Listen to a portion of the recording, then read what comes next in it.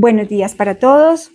Aquí desde la Nueva Jerusalén vamos a dar esta hermosa enseñanza de Isaías 2. Entonces los invitamos a todos para que estemos en este día de Shabbat, en Shalom y prestos para esta hermosa instrucción. El libro de Isaías se escribió entre el 783 y 742 antes de Yeshua HaMashiach, durante el periodo de los reyes de Judá, Usías, Jotán, Acaz, Ezequías. En ese momento, Israel estaba dividido en dos reinos, que era el de Israel, pertenecía al del norte, y el de Judá, que pertenecía al sur. Recordando eso que ya la sierva Pau nos había dicho hace 8 días. El tema principal de este libro de Isaías como tal es la relación del pueblo de Israel con el Eterno. ¿Sí? Básicamente es eso, que no nos diferencia para nada en este momento a nosotros. Porque ¿qué es lo que debemos tener? Relación con nuestro Eterno. Si nosotros tenemos, como sabemos, hacemos parte de este pueblo de Israel, tenemos que tener una relación con el Eterno. Por eso esta palabra no solamente fue, este libro de Isaías no solamente fue escrito para ese tiempo, este libro fue escrito también para este tiempo. Y es clave la relación que tengamos con nuestro Eterno en todo tiempo. Bueno, este profeta enfatiza en algo muy importante, que es la fidelidad de Yahweh y la infidelidad de Israel. ¿Por qué? Porque vamos a ir a lo que nos compete hoy en esta hermosa enseñanza, que es Isaías 2. Por favor, los invito a que busquemos el libro de Isaías 2. Capítulo 2. Bueno, Isaías es un capítulo clave en este libro. ¿Por qué? Porque se enfoca en la visión del profeta sobre el futuro de Jerusalén y la restauración de este pueblo, del pueblo de Israel, ese pueblo de Yahweh. Este es un estudio en el cual vamos a estar explorando básicamente todo el contexto y el significado del pueblo de Israel. ¿Cómo estaba ese pueblo?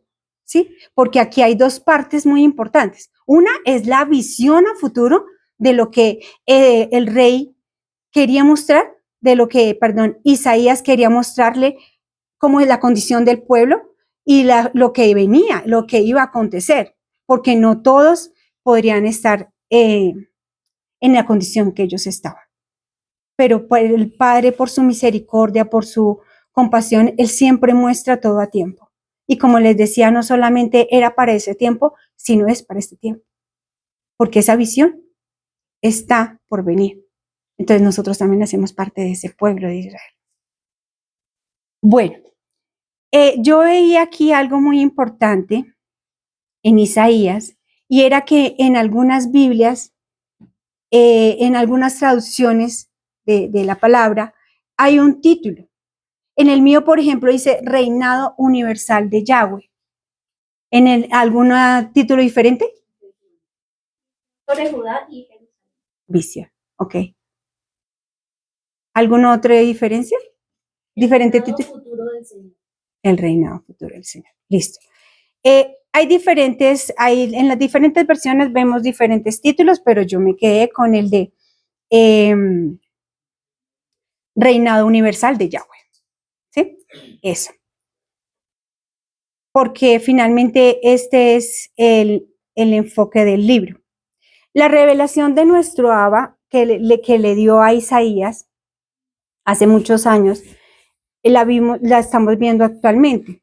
Y es importante que nuestras generaciones, que nos aseguremos que nuestras generaciones, que son los que van a vivir esa parte también, ellos la conozcan su palabra, para que lo mismo que hacían nuestros antepasados, ellos puedan estar prestos a todo lo que viene y lo que hace parte el vivir esta revelación. Porque tiene que pasar un proceso, tiene que pasar unas pruebas, tienen que pasar algo muy fuerte que es la gran tribulación para poder hacer parte de este reino. Bueno, leamos el versículo 1. Dice, lo que vio Isaías, hijo de Amós, acerca de Judá y Jerusalén. vio. Está hablando de que era una visión, una revelación que el Eterno le estaba mostrando. ¿A quién? A Isaías. ¿Para quién? Para el pueblo, ¿cierto? Para el pueblo de Judá y para el pueblo de Jerusalén. La palabra visión se refiere a eso, a una revelación divina, a una revelación que el Eterno nos da. ¿Será que en este tiempo el Eterno da esa visión, esas revelaciones? Sí, Él nos la da a través de su palabra. Cuando nosotros tenemos una relación con nuestro Eterno, Él nos da esa revelación a través de su palabra. Cuando uno más se mete con el Eterno, cuando uno más busca de su presencia, cuando uno más escudriña su palabra, es cuando podemos ver esas revelaciones. Y no estamos exentos de que el Eterno también nos lleve a esas visiones, como lo hace, por ejemplo, con nuestros siervos aquí en esta casa.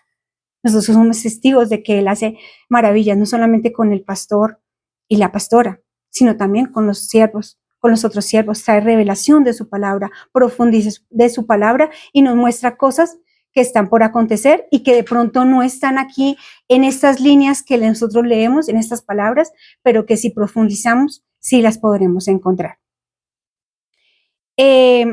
Bueno, vamos a leer también el versículo 2 donde dice, acontecerá en lo postrero, vamos a ver la visión de qué se trataba, acontecerá que en lo postrero de los tiempos, que será confirmado el monte de la casa de Yahweh como cabeza de los montes, y será exaltado sobre los collados, y correrán a él todas las naciones. ¿Dice algunas o todas? Todas. Todas. Habla que todas las naciones del mundo, no solamente Colombia, no, todas las naciones del mundo. Pero vamos a ver aquí que hace referencia el monte de Yahweh. Es una morada divina, el lugar donde Yahweh habita en la tierra. Y alguien que me ayude buscando Éxodo 3, del 1 al 12, que habla precisamente de este monte, de ese lugar. Éxodo 3, del 1 al 12, por favor. Sí, señor, gracias. Sí, por favor, mi Javi.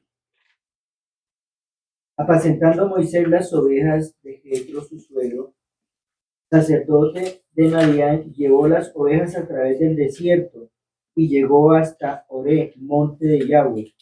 Y se le apareció el ángel de Yahweh en una llama de fuego en medio de una zarza. Y él miró y vio que la zarza ardía en fuego y la zarza no se consumía. Entonces Moisés dijo, iré yo ahora y veré es tan grande visión porque causa la zarza no se quema. Viendo Yahweh que él iba a ver, lo llamó Yahweh de en medio de la zarza y dijo, Moisés, Moisés. Y él respondió, heme aquí. Y dijo, no te acerques, quita tu calzado de tus pies, porque el lugar en que tú estás, tierra santa es. Y dijo, yo soy Yahweh de tu padre, Yahweh de Abraham, Yahweh de Isaac y Yahweh de Jacob. Entonces Moisés cubrió su rostro porque tuvo miedo de mirar a Yahweh. Dijo luego Yahweh, bien, he visto la aflicción de mi pueblo que está en Egipto y he oído su clamor a causa de sus exactores, pues he conocido sus angustias y he descendido para librarlos de la mano de los egipcios y sacarlos de aquella tierra a una tierra buena y ancha y tierra que fluye leche y miel, a los lugares del cananeo, del eteo, del amorreo, del pereceo, del heveo y del jebuseo. El clamor pues de los hijos de Israel ha venido delante de mí y también he visto la opresión con que los egipcios lo oprimen. Ven por tanto ahora y te enviaré a Faraón para que saques de Egipto a mi pueblo los hijos de Israel.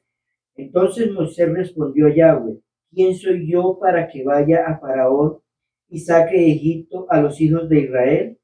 Y él respondió, ve, porque yo estaré contigo y esto te será por señal de que yo te he enviado cuando hayas sacado de Egipto al pueblo, serviréis a Yahweh sobre este monte.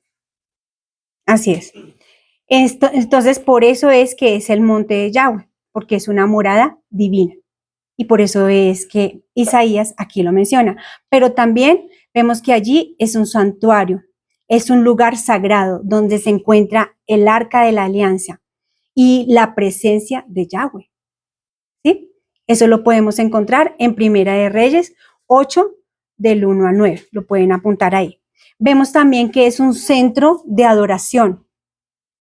Ese lugar es un centro de adoración donde los israelitas iban a adorar y a ofrecer sacrificios. ¿A quién?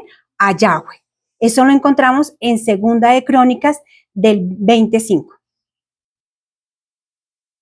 El lugar donde está ubicado el Sinaí, el monte donde Moisés recibió ¿qué? Los 10 mandamientos. Eso lo encontramos en Éxodo 19:24. También hace parte de Sión, que es el monte de Jerusalén, donde se encuentra el templo. Eso está en el Salmo 2 del 6 y el 48:2. El templo, el edificio sagrado construido por Salomón para albergar el arca de la alianza y la presencia de Yahweh, como dice Primera de Reyes 5:8. Esa es la ubicación como tal.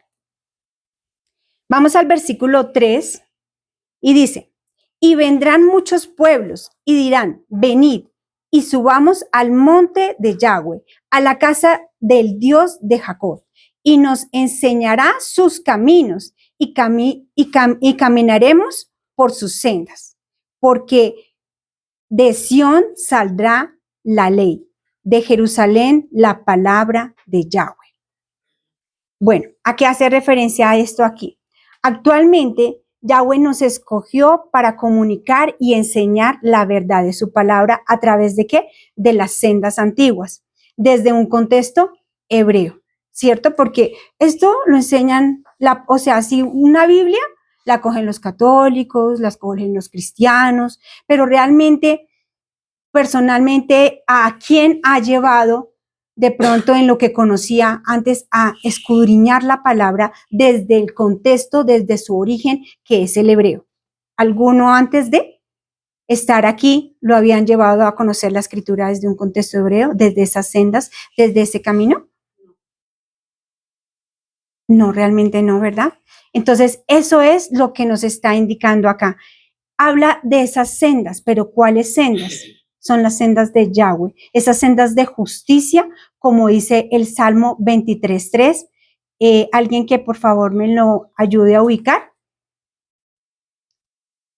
y lo leemos.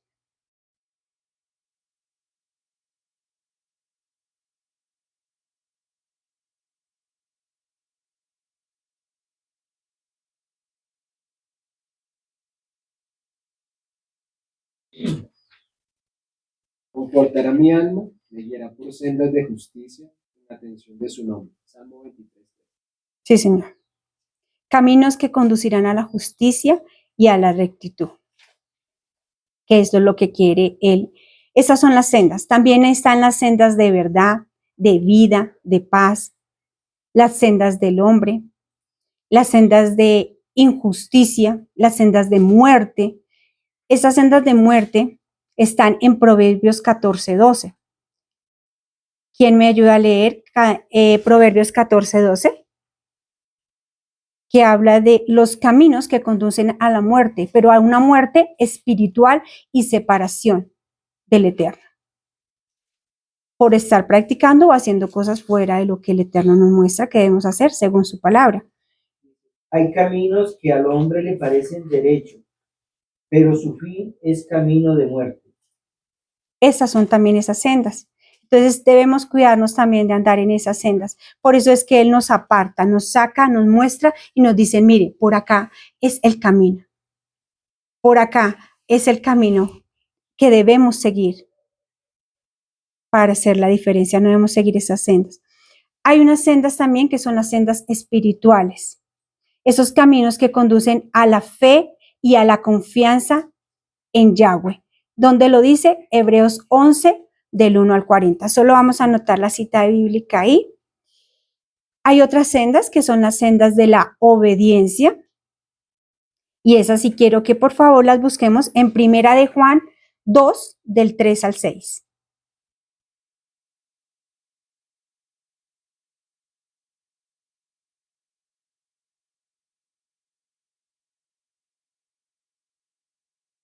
¿Del 2 al 3? Primera de Juan 2, del 3 al 6, sí señora.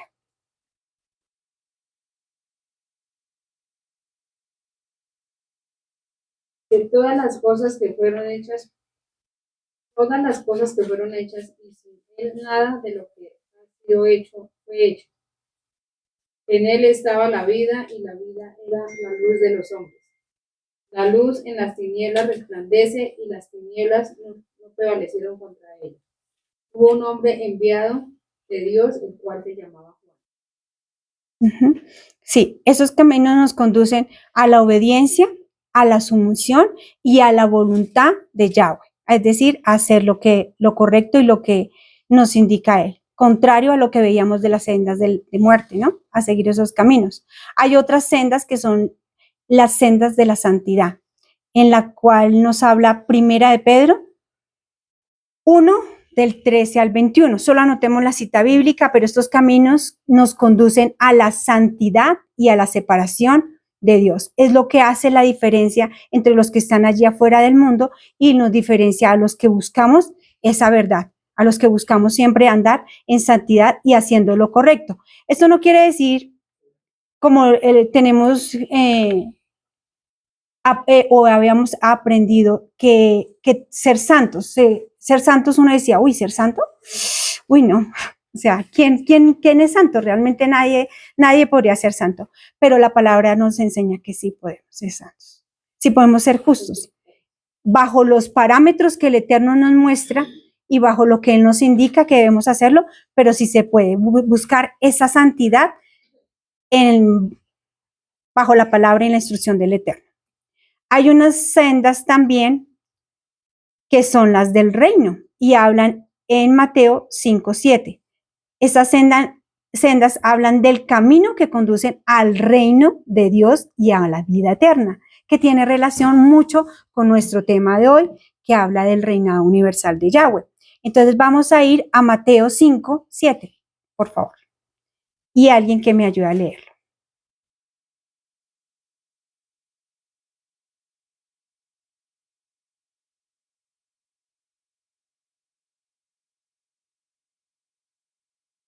Bienaventurados los misericordiosos, porque ellos alcanzarán misericordia. Así es. Esos caminos nos llevan a esa vida eterna, nos conducen a ese reino por la misericordia primero del Eterno, pero nosotros también debemos andar en esas sendas y en esos caminos. Leamos, por favor, el versículo 4. Dice, y juzgará entre las naciones y reprenderá a muchos pueblos y volverán sus espadas en rejas de arado y sus lanzas en hoces. No alzará espada nación contra nación, ni se adiestrarán más para la guerra. Bueno, aquí ¿qué vemos? Vemos que se están cambiando esas armas por herramientas. ¿Herramientas para qué? Para arar. Herramientas para trabajar la tierra. Miqueas 4:3. Alguien que me ayude con Miqueas 4:3, que nos va a hablar más de estas herramientas.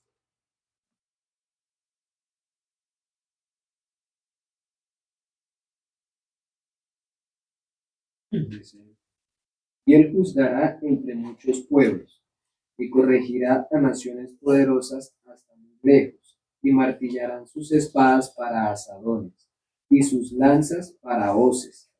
No alzará espada nación contra nación, y no aprenderán más para la guerra. Así es. Entonces, ahorita de pronto se habla de paz, de que están en guerra ciertos países, de que hay guerra por todo lado, no solamente guerra entre países, sino guerra también a veces entre campesinos, a veces otras guerras en la familia, todo eso. Pero aquí habla de una paz que solamente ¿quién va a dar? Yahweh, a través de Yeshua, cuando venga este reino universal. Esa es la verdadera paz. De resto, nadie que te hable de paz, ningún gobierno que hable en el mundo, que te diga que va a haber paz, esa es una falsa paz. Sí, van a hablar de eso, sí se habla ya de eso, pero eso es falso. Eso es falso y nosotros tenemos que cuidarnos mucho de eso, porque la única paz, la única verdadera shalom que va a traer es la del Eterno a través de Yeshua HaMashiach, cuando Él establezca este reino universal aquí en la tierra. Entonces, cuando hablamos de espadas en rejas de arado, las espadas son símbolos de guerra y de violencia que se convierten en rejas de arado para hacer esas herramientas para cultivar nuestra tierra y ponerla a producir. Y me parece hermoso porque ¿a qué ha traído el Eterno por su misericordia a esta casa? A toda la comunidad de Llama de Fuego para las Naciones. A eso. Nos está apartando. Y nos está diciendo, vaya, aprenda a manejar un asadón. Vaya, yo no sabía manejar un asadón. Pero me dijo, vaya, y uno dice, de locos que le diga eso a uno que vaya a hacer eso. Sí, porque uno de pronto acostumbra a manejar estas herramientas, el computador, todo eso. Mis herramientas eran máximo las de la cocina, la cuchara, de todo eso. Pero cuando me dice esto, yo decía, definitivamente contigo nada es casualidad. Hay un propósito, hay una razón del por qué. Y Él nos prepara para esto. Mira su amor y su misericordia, como es de hermoso. Tal vez nadie se imaginó que iba a estar aquí en Boyacá y eso, haciendo todo lo que el Eterno nos está llamando, pero Él sí sabe por qué, porque viene esto, viene este reinado universal y nosotros tenemos que estar preparados para eso. Y no solamente nosotros tenemos que estar preparados para eso, sino preparando a nuestras generaciones para eso. Si los ojos no lo ven, nuestras generaciones sí lo van a ver y lo van a tener que vivir. Pero nosotros, ¿cómo lo vamos a hacer? También nos vamos a preparar. Cuando habla de lanzas en hoces, habla de esa arma de ataque y esa se convierte en hoces. Es una herramienta para cosechar y recoger los frutos. Sí, para recoger los frutos. Entonces, esto cuando habla de esto acá, esta similitud que nos habla este profeta, habla de paz, armonía, el fin de la guerra y la violencia, la reproductividad y el crecimiento, la conversión de esas armas, esas en herramientas para la agricultura y la construcción. También nos habla de la renovación y la restauración, la transformación de esos instrumentos de destrucción, porque todos son instrumentos de destrucción, para ahora convertirse en instrumentos que dan vida y también crecimiento. El Eterno es hermoso porque mira lo que convierte todo esto. Y solamente eso lo puede hacer Él. Entonces, esta profecía se encuentra dentro del contexto básicamente de la restauración de Israel y la venida de el Mesías, Yeshua HaMashiach. La idea es que en el futuro las naciones dejarán a un lado toda esa violencia que actualmente estamos viviendo y que viven en unos lados más que en otros y se unificará en esa verdadera shalom, en un verdadero liderazgo, pero bajo el liderazgo y bajo la dirección ¿de quién? De Yahweh, de nuestro Eterno. Listo, continuemos con el versículo 5. Dice, venid, oh casa de Jacob, y caminaremos a la luz de Yahweh. ¿Qué nos quiere decir aquí?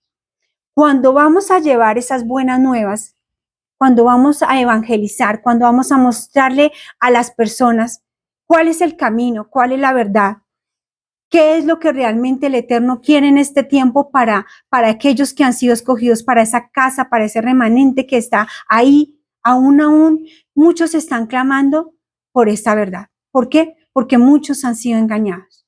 Porque muchos tienen que salir de esa religiosidad en la cual el sistema, en la cual todo esto, los hombres los han envuelto.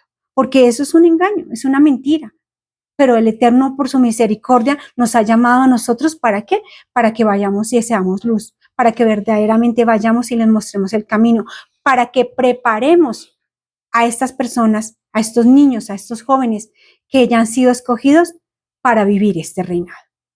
Entonces, eso es lo que tenemos que hacer. Alguien que me ayude leyendo, por favor, Juan 8:12.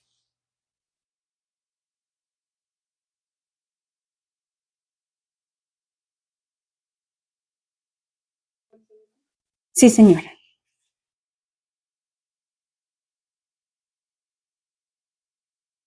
Yeshua habló una vez más del pueblo y dijo, yo soy la luz. Perdón, repito otra vez. Yeshua habló una vez más al pueblo y dijo, yo soy la luz del mundo. Si ustedes me siguen, no tendrán que andar en la oscuridad, porque tendrán la luz que lleva a la vida. Así es. Nadie llega al Padre si no es por medio de Yeshua. Así que aquellos como Judá, como alguna parte de Judá, que dice que todavía están esperando al Mesías, a Yeshua HaMashiach, ellos sin reconocer a Yeshua no van a poder llegar al Padre, porque Él dice que Él es el camino, la verdad y la vida, y que por medio de Él vamos a hallar esa luz y vamos a hallar la diferencia de lo que realmente está ofreciéndonos el mundo como tal. Entonces, muy importante que tengamos en cuenta esto. ¿Por qué? Porque nosotros hemos también llamados a llevar esa luz. Nosotros también, como si creemos en Yeshua, en el Mesías, nosotros ya tenemos esa luz, ya tenemos esa relación con el Eterno, ya podemos ir a llevar las buenas nuevas. Y Él vino a hacer testimonio, a dejarnos conocer esta verdad y el camino para que hoy nosotros, gracias a lo que Él hizo, hoy nosotros podamos también ser esa luz para otros que allá afuera están bajo eso, religiones, haciendo lo contrario a lo que el Eterno quiere en este tiempo. Continuemos con el versículo 6. Dice, ciertamente tú has dejado tu pueblo, la casa de Jacob, porque están llenos de costumbres traídas del oriente y de agoreros como los filisteos y pactan con hijos de extranjeros. ¿Qué nos quiere decir aquí nuestro Eterno a través de este profeta Isaías? Esas costumbres del oriente se reflejan en las prácticas tradicionales, culturales, religiosas de los pueblos del Medio Oriente y de Asia Menor.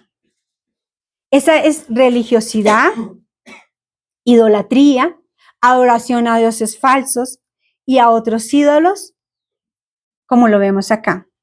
Pero también habla de sacrificios humanos, de ofrendas de niños adultos, a dioses paganos. ¿Y eso en dónde está? En Levíticos 18:21, en Segunda de Reyes 3:27. Pero también aquí nos habla de esto, de esas prácticas del Oriente donde habla de la magia, la adivinación. ¿Existen en este tiempo? Sí. ¿Los sacrificios de los niños? Sí. Cuando se bautizan a los niños, se los estamos entregando a ellos. Nos estamos consagrando. ¿Y eso quién lo enseña? Las religiones católicas. ¿Y eso dónde viene? Del Oriente, de allá, de España, todo eso. Porque resulta que ellos vinieron, conquistaron esta tierra y bueno, vieron ahí unas mezclas y todo eso. Pero ellos trajeron esa cultura a este tiempo. Y en ese tiempo también lo practicaban. Vemos también el culto a la luna y a las estrellas, los que creen en los astros, en lo que dice el horóscopo. ¿Sí? Hay gente que cree en eso. Juegan hasta la lotería con eso. Y creen ganar plata y bueno, muchas cosas y todo eso. ¿Qué están haciendo? Están haciendo esas prácticas. Eso lo dice, eso es adoración a los cuerpos celestiales. Y está en Deuteronomio 4:19. Y en Segunda de Reyes 23:5. También esas prácticas son culturales. Por ejemplo, existe la poligamia, el matrimonio con varias esposas. De eso habla Génesis 29, del 1 al 30, y también lo encontraremos en 2 de Samuel 5, 13 al 16. Habla también de la esclavitud, de la compra y venta de personas como esclavos. Uno dice, ¿en este tiempo eso se da? Sí, en este tiempo esto se da. Eso se da con los niños. Existen mafias grandísimas de eso. No solamente del tráfico de las personas, sino también de sus órganos. ¿Sí? Los llevan a eso. Entonces, han cambiado un poquito la práctica de esa religiosidad y de todo esto, pero eso sí se da y lo podemos encontrar en Éxodo 21, del 1 al 11, en Levítico 25, del 39 al 55, que también se da en este tiempo. También esas prácticas religiosas del Oriente hablan de venganza y retaliación, de prácticas que representan venganza y representan, también las encontramos en Levítico 24, del 19 al 20, y en Deuteronomio capítulo 19, del 16 al 21.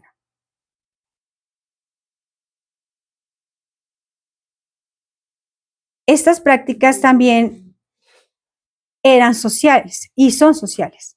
La jerarquía social, la distinción entre los ricos, los pobres, los nobles y los plebeyos. Eso está en Isaías 3, lo vamos a ver en el próximo capítulo cuando estudiemos Isaías 3, del 14 al 15, y también lo vamos a encontrar en Amos 4, del 1 al 3. Más prácticas de todo lo que era esa cultura. Los roles de género. ¿Cuáles son las expectativas frente a las responsabilidades de los hombres y las mujeres? Que ahorita, no, es que los hombres hacen, ya no es como antes tan marcado, y de pronto aquí en Boyacá yo sí lo he visto en algunos hombres y en algunas familias, que se marca mucho el machismo, ¿sí? Pero también, bueno, no vamos a decir que eso es de Dios o no es de Dios. No, es que Dios a cada uno le dio un rol, pero el rol que el Eterno nos entregó a cada uno aquí como hombre y como mujer establecido de acuerdo a lo que dice la palabra es diferente a lo que hoy se practica como machismo y como feminismo, que ya es totalmente fuera de lo que el Eterno y el orden que el Eterno quiere. Porque no se trata de dejar que el hombre, que es el que él ha puesto en una familia como el sacerdote, pase a ocupar el rol la mujer. De eso no es lo que quiere el Eterno. Mira, por eso es que la sociedad, y por eso es que está como está la familia como tal, y por eso es que de ahí se desarraigan muchísimas falencias, muchísimos problemas, muchísimas cosas que hoy en día estamos viviendo, porque esto cada vez se acrecienta más, cada vez nosotros vemos más movimientos, ¿sí? De feminismo, por eso es que se dan muchas prácticas también diferentes a las que el Eterno dice de acuerdo a su palabra. Entonces, esos roles también se han cambiado y se han distorsionado mucho de acuerdo a lo que nos dice la palabra y a la instrucción que el Eterno nos da. Vamos a ver también otras que es en todo lo que tiene que ver con la comida y la bebida. Y yo decía, ¿en la comida y en la bebida? No, pues esto sí es, mejor dicho, costumbres relacionadas con la alimentación y la hospitalidad. Pero estas costumbres, y eso lo podemos encontrar en Levíticos 11, del 1 al 47, y en Deuteronomio 14, del 3 al 21, para que conozcamos y cuáles son esas prácticas, cuáles son esa verdadera hospitalidad. Y en festividades y celebraciones, como todo lo que nos cambiar, aún los tiempos del Eterno. Por eso fue que ellos hicieron eso, porque entonces que los días festivos, que los rituales religiosos, que la Navidad, que la Semana Santa, quitaron las fiestas que el Eterno había establecido realmente en su palabra por reemplazarlas por todas estas festividades, que estas son las que son paganas, lo que es la Navidad, Semana Santa, Amor y Amistad, San Valentín, todas son fiestas fuera de lo que el Eterno tiene para nosotros. ¿Dónde encontramos eso? En Levítico 23, del 1 al 44, y en Deuteronomio 16, del 1 al 17. Habla de agoreros como los filisteos. Los filisteos eran un pueblo vecino a los israelitas, conocidos por su cultura religiosa pagana. Los agoreros eran adivinos, magos, sacerdotes paganos, practicaban todo lo que tenía que ver con la brujería, la hechicería, cultos, rituales, pactaban, entregaban a sus hijos a los extranjeros. ¿Se acuerdan de Goliat? De la historia de David y Goliat. Goliat era filisteo. Sí, era filisteo. Pero los filisteos también era una raza de la mezcla que se dio entre los ángeles caídos y las mujeres de la tierra, la creación de las mujeres. Entonces, esos filisteos eran ellos. Por eso era que ellos eran gigantes. ¿Por qué? Porque ellos hacían eso. Y ellos odiaban a la creación del Eterno, nos odiaban a nosotros, al ser humano como tal. Estas consecuencias, toda esta práctica de toda esta cultura, que actualmente también se ve, hay unas consecuencias para eso. Y es la adopción de estas prácticas paganas llevó ¿a qué? A la idolatría. Y la idolatría al alejamiento de nuestro Eterno, de la relación con nuestro Eterno y de la adoración a falsos dioses, a todo lo que conocemos, que la Virgen, que el Divino Niño, que, bueno, hay muchísimas vírgenes realmente, hablando ya en términos colombianos. Si nos pusiéramos a contarlas, le han sacado vírgenes a todas a una sola, pero a todas que son diosas y son dioses falsos y paganos. También viene la consecuencia de la corrupción moral, de la relajación, de todo lo que tiene que ver con las cosas correctas que el Eterno quiere en cuanto a una relación moral, que Él habla diferente a todo lo que nos han enseñado, que es la moralidad como tal del mundo. Son totalmente, la ética y la moralidad que tiene el mundo es totalmente diferente a lo que el Eterno nos enseña en su palabra. También hay otra consecuencia, que es la pérdida de la identidad, que eso sí que está sufriendo harto, sobre todo no solamente los niños y los jóvenes, los niños no tienen identidad. Si tú le preguntas a un niño, ¿quién te creó? Dice mi papá y mi mamá, pero él no dice que él es creación del Eterno. Debemos enseñarle a nuestros hijos y a nuestras generaciones quién los creó. Ellos no nos pertenecen. Ellos tienen que empezar a tener identidad con el Eterno, que Él es el creador, que Él es el padre de ellos, que tiene unos padres terrenales acá, pero que la identidad que ellos deben tener debe ser cimentada en nuestro Eterno, no en nosotros, porque ellos nos ven a nosotros. Entonces resulta que nos hacen dioses a nosotros. Porque ¿cómo quieres ser tú? Ay, como mi papá, como mi mamá. Difícil eso, es una falsa identidad. Cuando cualquier situación o cualquier acontecimiento pase con mi mamá o con mi papá, ¿dónde va a quedar esa identidad? Y vienen muchísimas consecuencias y muchísimos problemas por eso. Entonces hay que tener mucho cuidado con eso y desde ya empezarle a los que somos padres a crear una identidad a los niños bajo los estatutos, los mandamientos y la relación con el Eterno, que es su creador, que es el Padre. También viene otra consecuencia que es el juicio divino. Habla de que Yahweh juzgaría a Judá por su infidelidad y su idolatría. Y de eso nos está hablando acá precisamente en estos capítulos. Va a venir ese juicio. Aparte de la visión que tuvo Isaías, este profeta, también viene ese juicio para la tierra, para este pueblo, para Judá y para todos los que hacen lo contrario a lo que el Eterno. Solamente hay dos caminos, o con Él o sin Él. con la palabra, o de acuerdo a lo que nos dice la palabra y de acuerdo a lo que nos muestra Él con su relación, o fuera de ella. No hay otro camino.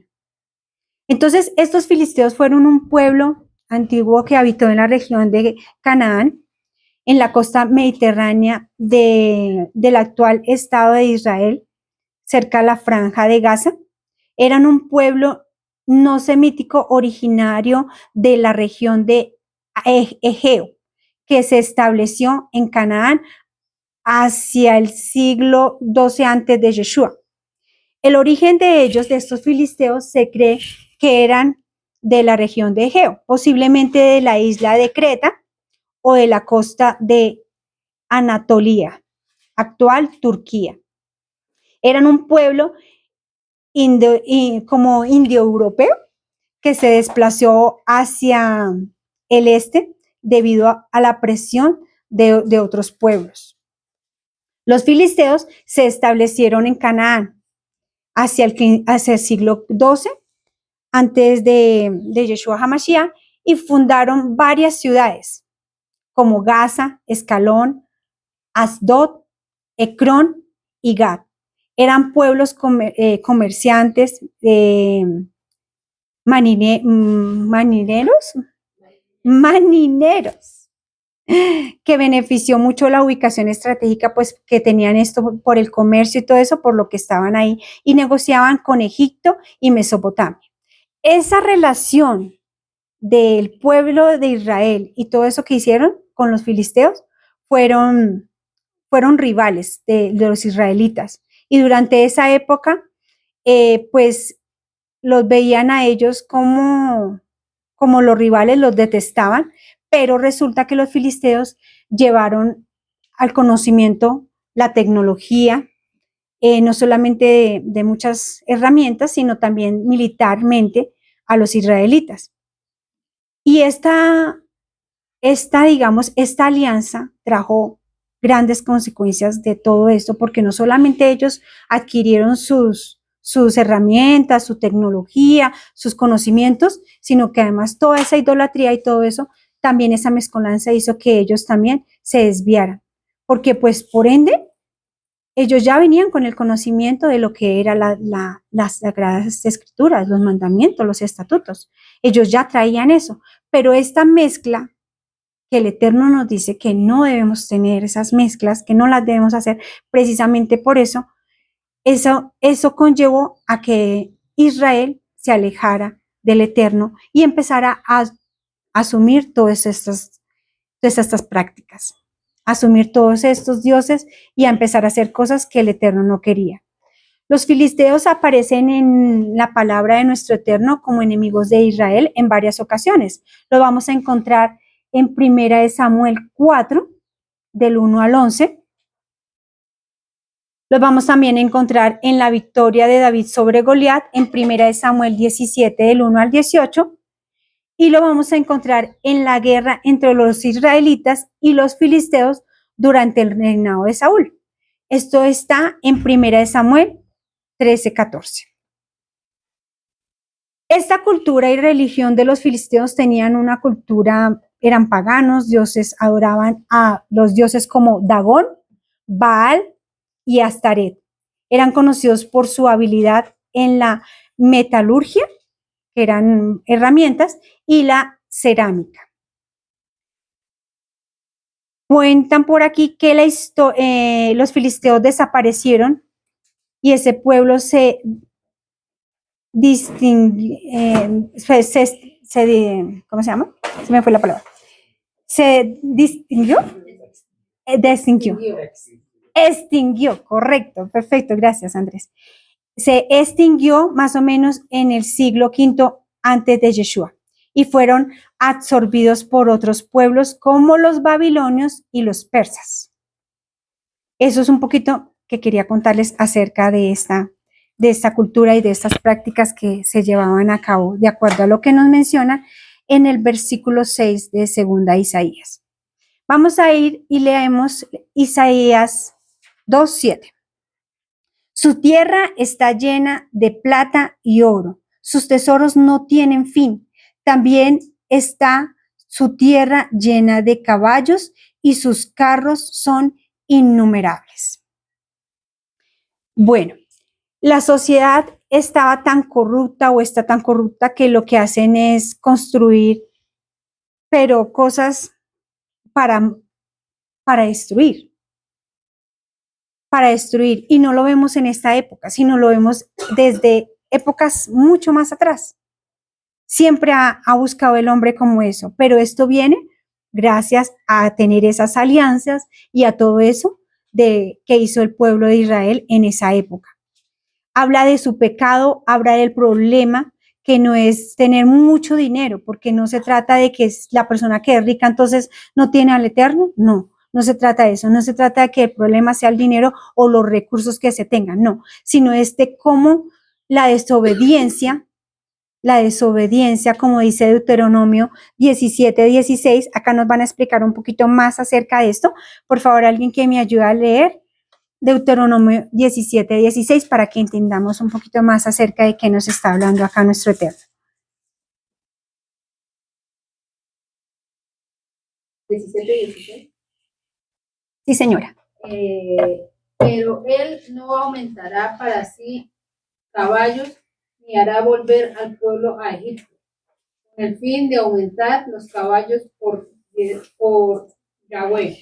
Os ha dicho, no volváis nunca por este camino. Así es. ¿El qué nos está diciendo? Cuando ya nosotros tenemos un camino, una senda, cuando ya nos está mostrando qué es lo que debemos hacer de acuerdo a sus mandamientos, a sus estatutos y a su palabra, y específicamente a su instrucción, que dice que no se vuelvan, que no se salgan, que continúen, que perseveren, que vayamos por ese camino, por esa senda, ¿verdad? Que no nos desviemos. Vamos a ver también aquí que la confianza tiene que estar puesta ¿en quién? En Yahweh. El problema puede pasar de nosotros, podemos estar confiando muchas veces en nuestra carrera, muchas veces en todo, pero resulta que Dios nos quita esas falsas seguridades, ¿sabes? Porque uno a veces cae en eso. Yo tengo una carrera, yo tengo un trabajo, yo tengo. Pero se nos olvida que nosotros tenemos un propósito, que nosotros tenemos un llamado, que nosotros tenemos una misión, le digo yo, como que tenemos que hacer. Y muchas veces Él pide eso. Pide que dejes al lado tu carrera, pides al lado que dejes tu trabajo, pides al lado que dejes muchas falsas seguridades que uno construye, pero que construye en su humanidad.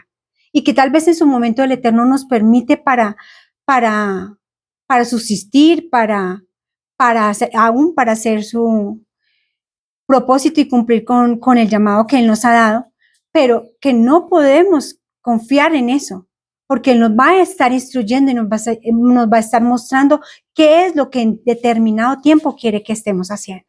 Entonces, por eso nuestra confianza no puede estar siempre en que como yo soy, no sé, ingeniero, o como yo soy licenciada, o como yo tengo ya este trabajo, ya mi vida está hecha, ya mi vida está resuelta, ya mi vida está asegurada. No, porque si nosotros tenemos una relación con nuestro Eterno, Él nos va indicando qué es lo que Él quiere que hagamos en el momento y en el tiempo que Él nos diga.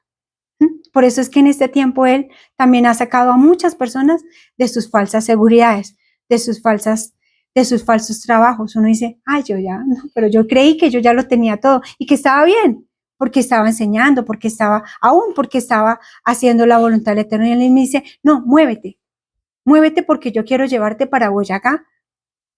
¿Qué vas a hacer? Ahora yo te digo, no, deja ese trabajo, deja esa carrera, deja lo que estás haciendo y te vas a ir a trabajar la tierra, te vas a ir a hacer esto, te vas a ir a hacer lo otro. ¿Qué haces tú? ¿Vas a seguir por el camino que el Eterno te está mostrando o vas a hacer tu voluntad y vas a hacer, si ya dije, solamente hay dos caminos. Uno es el correcto y el otro es el incorrecto. Si nos salimos de hacer su voluntad y Él nos dice, vaya para allá y no nos vamos y hacemos nuestra voluntad, ¿qué estamos haciendo? Lo contrario a lo que el Eterno nos está mostrando. Entonces, por eso es muy bonito y muy importante que nosotros tengamos esa relación con Él, porque Él nos va a confirmar, Él nos va a decir, Sí, qué es lo que Él quiere que hagamos y en qué tiempo, porque hay un tiempo para todo. Él nos va a mostrar en eso. Vamos a ir al 8. Vamos a continuar con Isaías 2, 8. Dice, además su tierra está llena de ídolos, sí. Y se han arrodillado ante la obra de sus manos y ante lo que fabricaron sus dedos. ¿Qué nos quiere decir aquí el Eterno? Aquí Él nos habla de todo lo que el ser humano ha creado. ¿Sí? Él no solamente está hablando de los ídolos que nosotros conocíamos como, la idolatría, de pronto la idolatría de las imágenes, que para algunas religiones eso es muy importante, pero no se está hablando aquí de otro tipo de idolatría, de todo lo que fabrica el ser humano, de todo, no solamente de las estatuas, de esa adoración que de pronto en algún momento se tenía eso, sino se está también hablando de lo que es la tecnología. También nos está hablando de eso, porque es que resulta que estas herramientas son importantes y nosotros debemos conocerlas, manejarlas, son importantes en este momento manejarlas, pero nosotros a veces le dedicamos más tiempo a esta tecnología, al celular, a un computador, o a qué le dedicamos más tiempo. Porque uno se le va el tiempo, créeme que uno se pone a mirar un celular y uno personalmente yo miro mi celular para cosas de trabajo o cosas así, pero cuando yo estoy en el trabajo pues no miro celular, o cuando miro mi celular para cosas que yo tenga que hacer con cosas del Eterno. Pero si nosotros vemos hoy en día un joven, un niño, ¿para qué les entregan un celular? Para que se distraiga. Y vaya distracción que le entregan. Vaya distracción que le entregan. Entonces mira la herramienta y esa tecnología que le estamos entregando a los niños, lo que va a hacer. Eso se convierte en una idolatría para ellos, porque ellos ya después no quieren dejar ese celular. Ellos necesito el celular, el celular. Pero vaya y dile tú que estudie 1 hora la palabra del Eterno, a ver, que solamente tenga esta herramienta, este libro. A ver qué te va a decir. Uy, 1 hora cuesta. Cuesta estudiar 1 hora en un libro. En un libro se le hace eterno, pero vaya a hacerlo en un celular. Sí, es más fácil para ellos. Por eso es que aquí tienen algo muy hermoso y que a mí me ha gustado, que yo no entendía al comienzo. Yo decía, pero ¿por qué no un celular? Pues porque uno de pronto sí lo sabe utilizar, pero resulta que no es una herramienta ni algo que se le deba dar a un niño. No se le debe dar un celular a un niño. Si necesitamos que se comunique con nosotros, démosle una flecha, pero nada que tenga que ver con eso. ¿Por qué? Porque resulta que esta herramienta la está utilizando mucho el enemigo para entrar a los niños. Los contamina, los hace adictos. Y no solamente los hace adictos, sino también viene a ellos, además de la idolatría como tal, viene a ellos hay otra palabra que fuera de contaminación, los lleva a hacer cosas y aprender cosas que no tendrían por qué estar aprendiendo, que no tendrían por qué estar viendo. Así sea que a uno le parezca indefenso, una serie, unos muñequitos, todo eso está hecho para eso. Y para eso fue esa herramienta hecha. Y esas herramientas han sido también consagradas, uno se pone a estudiar todo eso y tiene un contexto muy largo, pero esas herramientas están hechas específicamente para eso. Por eso es que hay que tener mucho cuidado, incluso nosotros los adultos, porque nosotros los adultos podemos estar haciendo un estudio y de un momento a otro ¡pum!, nos apareció una cosa, uno dice, pero venga, ¿y esto de dónde salió? Que yo ni siquiera estaba buscando esto, pero ahí está.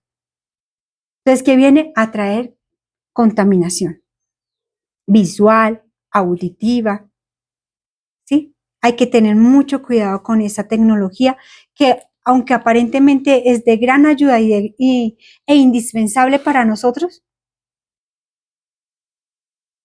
también es una herramienta de doble filo, porque no todos la saben utilizar, y mucho menos los niños. Por eso no recomendamos que los niños tengan un celular.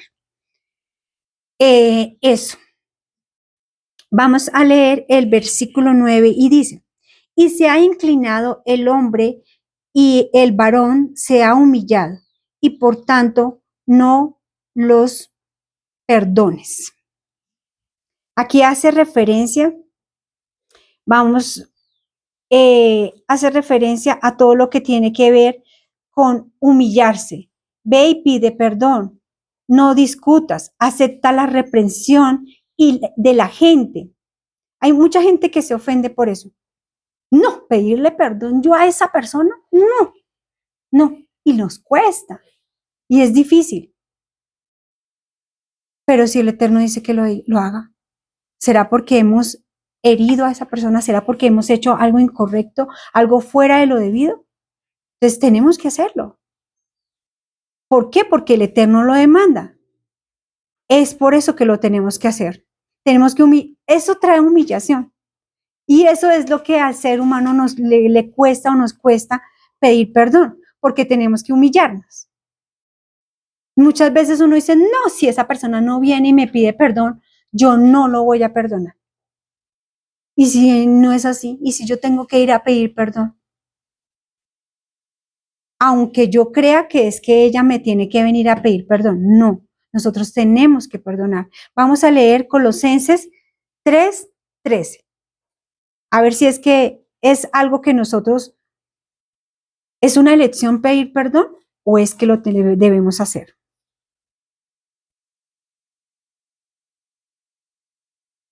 ¿Qué dice Colosenses 3:13? ¿Alguien que me lo lea, por favor?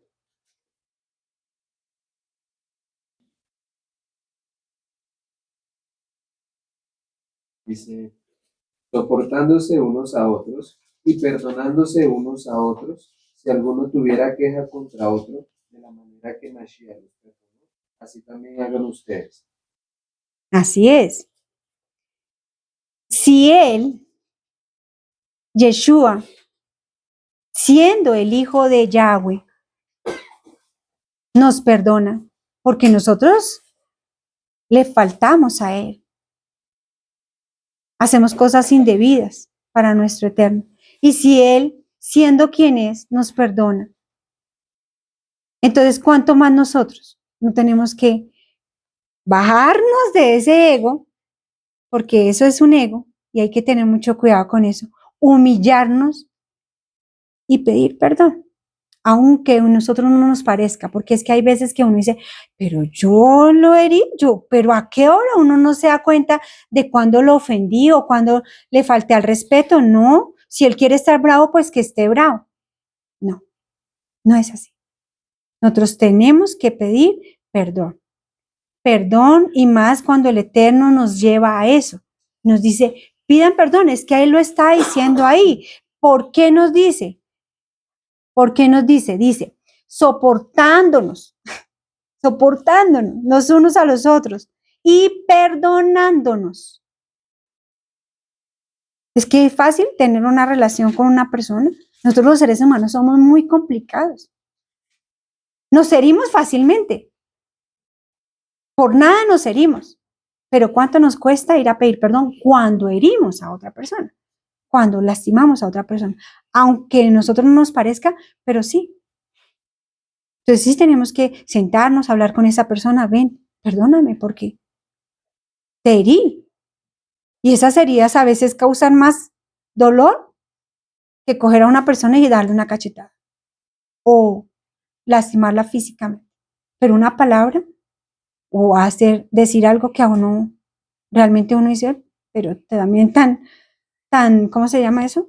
Ay, se siente, ¿cómo es que dicen los jóvenes? Se siente por nada, se toca por nada, algo así, yo no sé. Y yo, ¿pero qué es esto? Y uno sí que le cuesta con los chicos hoy en día eso. Uy, pero es que, no, señor, eso es para mí una falta de respeto, pues está. Pida perdón, porque para mí me hirió, me dolió, no está de acuerdo. Entonces, soportados, perdonándonos los unos a los otros. Si alguno tuviere queja contra otro, por solo ese hecho. Vamos a leer el versículo 10. Dice, métete en la peña, escóndete en el polvo de la presencia temible de Yahweh y del resplandor de su majestad. ¿Qué quería decir acá? Pues se refiere a una llamada a la humildad, al arrepentimiento, en frente de la ira y del juicio de nuestro Eterno. Métete a la peña simboliza refugio, que es un lugar seguro donde esconderse de la ira de Yahweh, humildad, bajarse a la condición de polvo, de ceniza, reconocer la propia debilidad y el pecado. Y también arrepentimiento, que es volverse a nuestro Eterno, dejar atrás toda religiosidad, toda costumbre, toda injusticia para poder ir allá. Escóndete en el polvo representa pobreza, debilidad, reconocer la propia condición como criaturas que somos mortales y frágiles. El arrepentimiento y la lamentación nos lleva a llorar, a lamentarnos de todo pecado, de todo error, pero no porque alguien nos lo diga o porque algo nos diga, sino por reconocer realmente que es que nosotros es diferente como el arrepentimiento al remordimiento. O sea, uno a veces de arrepentimiento y se pone a llorar y todo, no. A veces dicen un dicho que dice que esas lágrimas de cocodrilo, porque ahí no hay un verdadero arrepentimiento. Un verdadero arrepentimiento es cuando uno se arrepiente y no vuelves a caer en el mismo error. Esto es lo que busca el Eterno con esta palabra que es arrepentimiento. Una sumisión a someterse a la voluntad ¿de quién? De nuestro Eterno. La presencia temible de Yahweh se refiere a la ira de nuestro Eterno, a la justicia y al juicio divino. A eso sí que le tenemos que tener temor y temblor, porque si nosotros no buscamos de esa verdaderamente, de ese arrepentimiento, de esa verdadera humillación, esto no lo vamos a alcanzar. El poder y la majestad, la gloria y la autoridad, reconociendo que Él es todo, todopoderoso, y que la ira divina de Él, cuando venga y se cumpla esto, porque para poder estar en el reinado universal de Yahweh, se va a tener que venir una gran tribulación, que es cuando viene esta ira. Por eso Él habla aquí de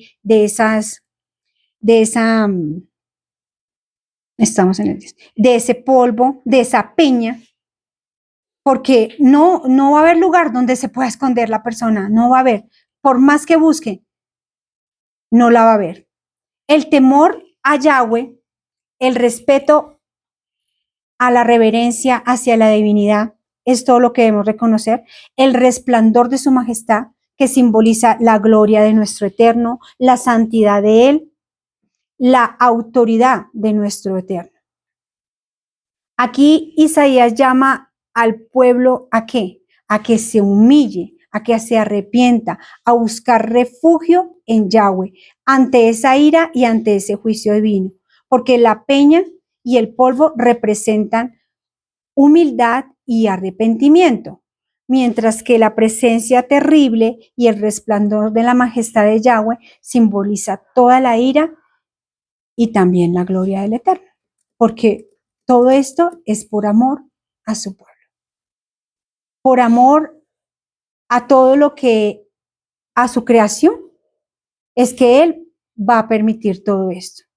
Es que Él va a venir a traer juicio, justicia e ira, por amor a nosotros también.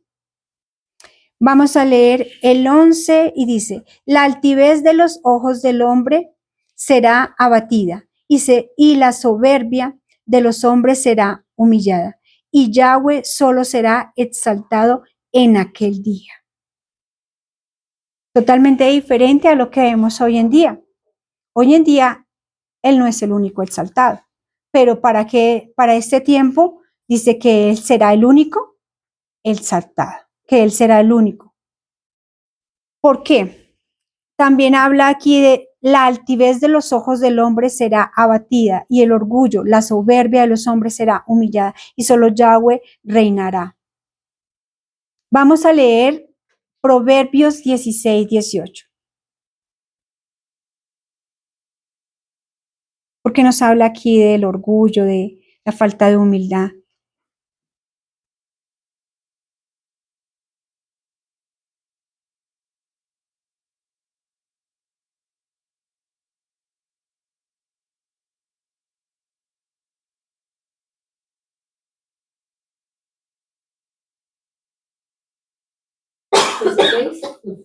Sí, señora. Proverbios 16, 18.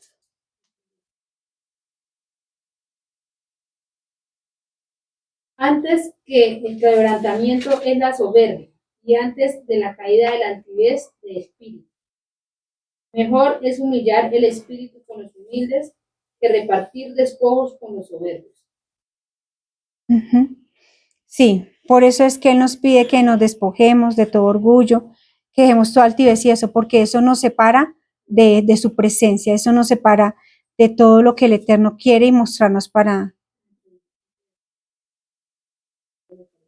Mejor es adquirir la sabiduría que oro preciado, y adquirir la inteligencia vale más que la plata. El camino de los rectos se aparta del mal. Vida guarda al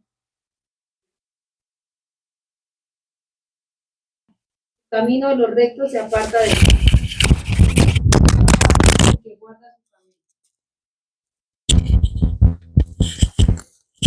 Y antes que todo el pensamiento es la soberbia, y antes que la caída de la altivez, el espíritu.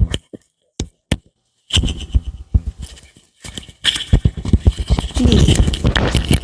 Ok. Ahora vamos a leer Isaías 2, del 12 al 19. Dice, pues el Señor de los ejércitos celestiales tiene asignado un día de juicio. Él castigará al orgulloso y al poderoso, y derribará todo lo que esté enaltecido. Cortará los altos cedros del Líbano y todos los poderosos robles de Basán. Aplanará las altas montañas y todas las colinas levadas. Derribará cada torre alta y cada muro fortalecido. Destruirá todos los grandes barcos mercantes y todas las naves magníficas. El orgullo humano será humillado y la arrogancia humana será rebajada. Solo el Señor será enaltecido en aquel día del juicio. Los ídolos desaparecerán por completo. Cuando el Señor se levante para sacudir la tierra, sus enemigos se escabullirán en hoyos en el suelo, en cuevas. Las rocas se esconderán del terror del Señor y de la gloria de su majestad. Miren todo lo que va a acontecer en ese momento de ira y de juicio de nuestro Eterno. Va a ser un tiempo, yo he escuchado y he visto que están construyendo unos búnkers, que la élite están haciendo unos subterráneos y se están dotando de todo. O sea, ¿por qué creen que están haciendo eso? Porque ellos saben que viene el juicio. Pero ¿qué nos está diciendo acá nuestro Eterno? Nada de eso va a valer. Pueden tener lo que tengan, pueden, mejor dicho, o sea, no va a haber lugar donde ellos se puedan esconder cuando pase esto. No va a haber ningún lugar de refugio para ellos. Esa escena de juicio y de terror de que los hombres buscarán refugio en lugares inaccesibles, o sea, para escapar de la ira de nuestro Eterno, está representada. Ellos dicen que se meterán los hombres en las cuevas de las rocas. ¿Y esto qué representa? La desesperación. Si nomás leyéndolo uno le causa algo de temor reverente, porque no hay que tener miedo. Miedo tienen ellos. ¿Por qué? Porque ellos están haciendo esto, porque saben lo que les espera. Representación y el miedo de los hombres ante la ira del Eterno. Las cuevas simbolizan lugares de refugio y un escondite. Las hendiduras en la tierra representan lugares de debilidad y vulnerabilidad. Simbolizan la búsqueda de protección en lugares inestables. El terror del Señor se refiere al juicio y a la ira del Eterno. Representa el miedo y la reverencia que inspira la presencia divina. Representa también la manifestación de la poderosa presencia de nuestro Eterno. La tierra temblando simboliza el juicio de nuestro Eterno. Representa la intervención divina en toda la historia de la humanidad como nunca lo hemos visto, ni siquiera con el diluvio. Va a ser algo tremendo. Entonces, en este pasaje lo describe como la relación de los hombres ante la ira del Eterno y la majestad de nuestro Eterno, buscando refugio en lugares inaccesibles, pero que no pueden escapar ante la presencia divina. Y también este pasaje enfatiza en la soberanía de nuestro Eterno sobre toda la creación. Porque habla de la peña, porque habla de de los lugares de la roca como tal. Ningún lugar aquí en la tierra va a servirles a ellos para poderse esconder de esa ira y de ese juicio que Él ya tiene para los que están andando por el otro camino. Listo, vamos a ir al 20. Aquel día arrojará el hombre los topos y murciélagos, sus ídolos de plata y sus ídolos de oro, que le hicieron para que adorasen. Aquel día se refiere al día ese, del juicio, cuando Él vendrá hace una intervención aquí en todo lo que es la historia humana. El hombre arrojará representa la acción de rechazar y abandonar algo, o sea, a eso se refiere.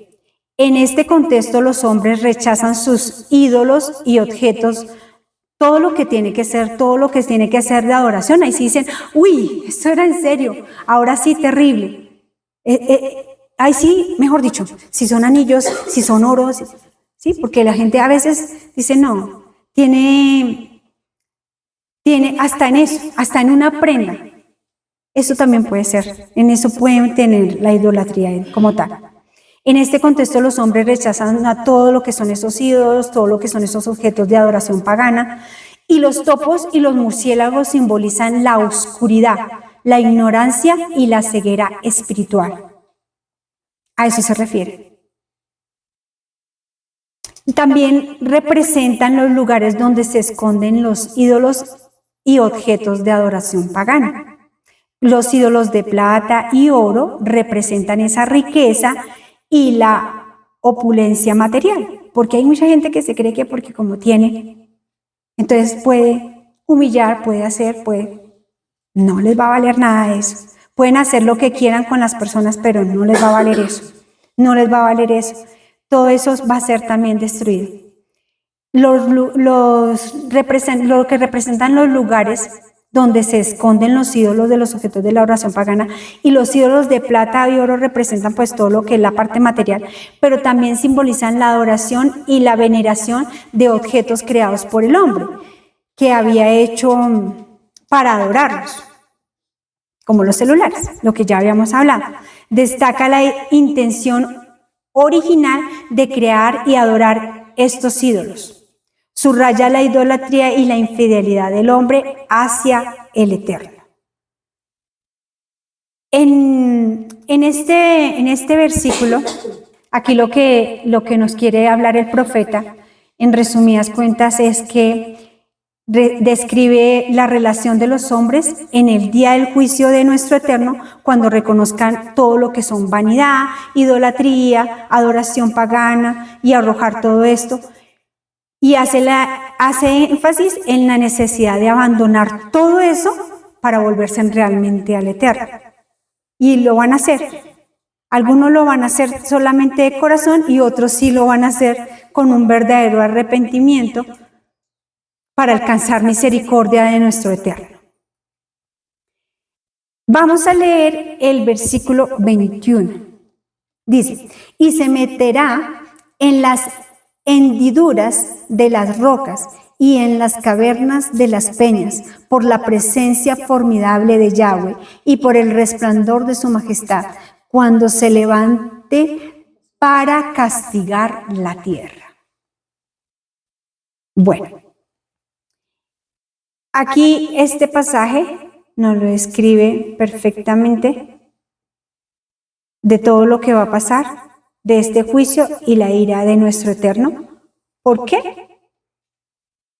Por la falta de sensatez de nosotros. Porque Él también nos dice en su palabra que nadie va a quedar sin que se le haya compartido la palabra, sin que se le haya compartido la verdad, sin que conozcan cuál era el camino que debían tomar.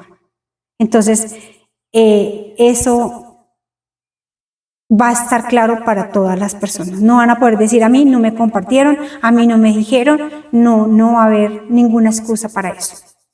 Vamos a leer 22, versículo 22. Dejaos del hombre cuyo aliento está en su nariz, porque ¿de qué es el estimado? Aquí hace referencia, es una llamada a no confiarnos en nosotros mismos, a no confiar en nuestra capacidad humana, a no confiar que por lo que tenemos, que por lo que ya sabemos, que por lo que ya somos. En esa opinión no nos podemos confiar, porque ¿qué pasa cuando nos confiamos? ¿Quién me recuerda qué les pasó a esos reyes? Siendo reyes, conociendo el Eterno y creyendo estar haciendo lo bueno. No derribaron los altos altares, como nos enseñaban en el 1. No los derribaron. Ahora nosotros tenemos que mirar nosotros cuáles son esos altos altares para que no los tengamos y no caer en lo mismo que ellos de pronto cayeron en ese momento, en confiarse.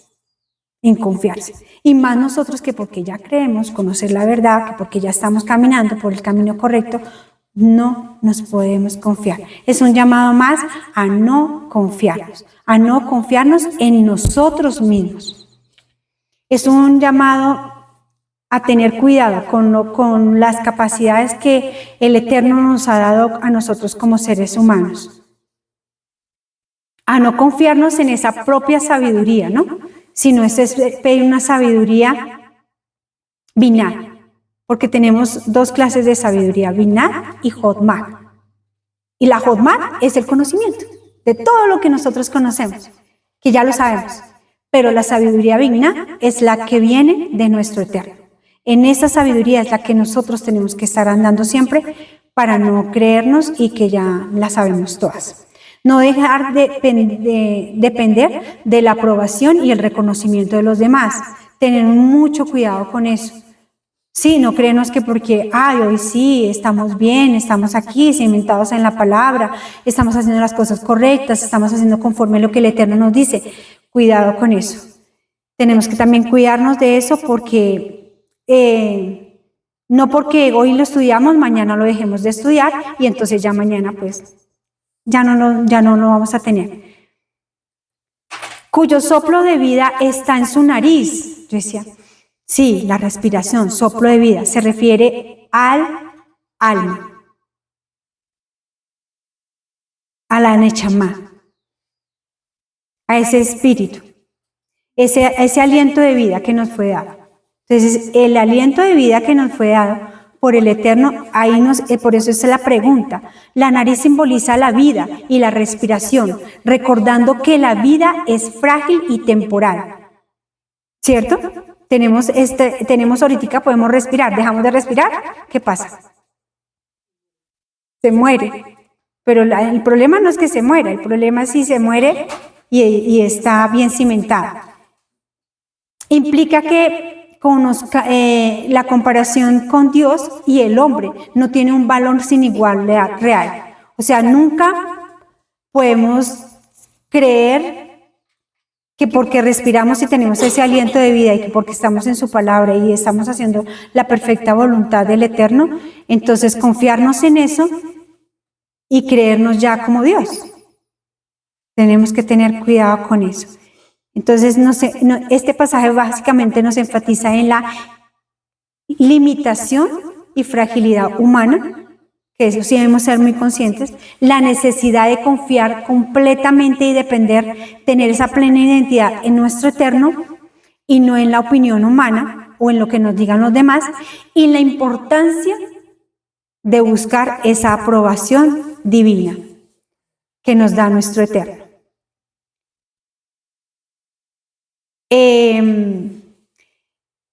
Esta restauración que va a hacer el Eterno aquí, y por qué es tan importante para nosotros, para nuestro Eterno, la nueva Jerusalén, porque Él no miente y se cumple lo que le prometió a Abraham.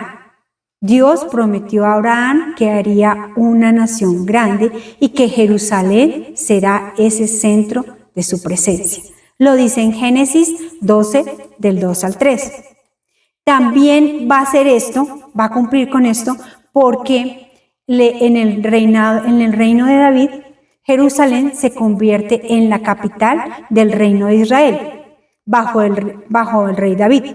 Y eso lo encontramos en 1 Samuel 5, del 6 al 16.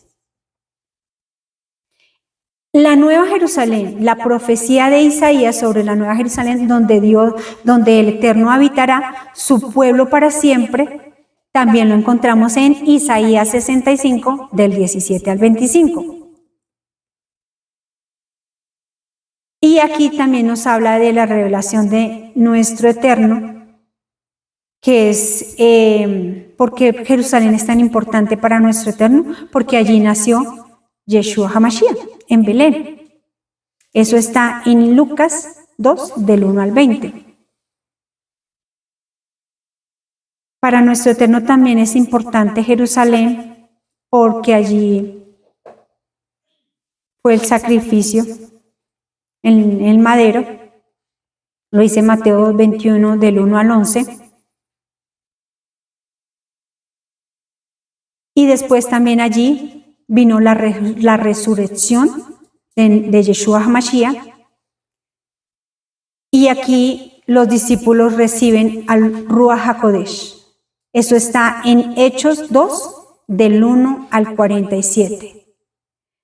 Por eso es que es tan importante para nuestro Eterno Jerusalén, y por eso es que allí va a ser el reinado universal de nuestro Eterno, en ese lugar.